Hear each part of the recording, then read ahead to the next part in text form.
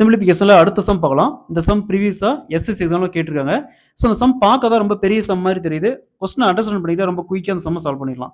மதிப்பு காண்க. Square root of 0.03 whole power square plus 0.21 square plus 0.065 square divided by 0.003 square plus 0.021 square plus 0.0065 square divided by 2 equal to என்ன வரும்னு கேட்குறாங்க. So இங்கே பாருங்க நியூமரேட்டர்ல 0.03 அதே மாதிரி இங்கே 0.003 அதே மாதிரி இங்க 0.21 இருக்கு, இங்க 0.021 இருக்கு. ஸோ இங்க 0.065 இங்க 0.0065. ஸோ இங்க பாருங்க ஆல்மோஸ்ட் நியூமரேட்டரும் டினாமினேட்டரும் காமனா இருக்கு. ஆனா ஒரு டிஜிட் எக்ஸ்ட்ரா தள்ளி இங்க புள்ளி வச்சிருக்காங்க.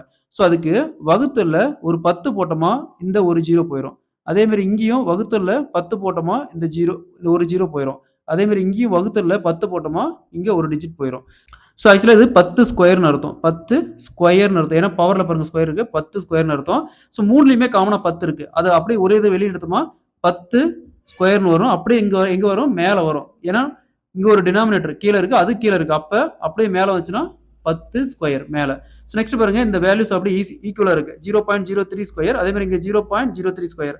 ஸோ அதே மாதிரி இங்க 0.21 ஸ்கொயர் 0.21 ஸ்கொயர் 0.65 ஸ்கொயர் 0.65 ஸ்கொயர் அப்படியே கேன்சல் ஆயிரும். ஸோ அங்க ரூட்டுக்குள்ள என்ன இருக்கும், ரூட்டுக்குள்ள 10 ஸ்கொயர் வகுத்தல் 2.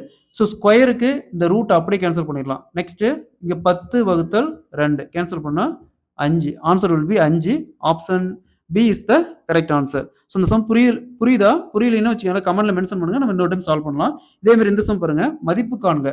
Root of 0.01 square plus 0.04 square plus 0.07 square divided by 0.01 square plus 0.04 square plus 0.07 square divided by 5 equal to என்ன கேட்குறாங்க. இதே மாதிரி இந்த சம்ம சால்வ் பண்ணிக்கிற ஆன்சரை கமெண்ட்ல போடுங்க. இந்த சம்ம சால்வ் பண்ணிட்டவே இந்த மெத்தட் எப்படி சம் சரி ஈஸியாக சால்வ் பண்ணிடலாம்.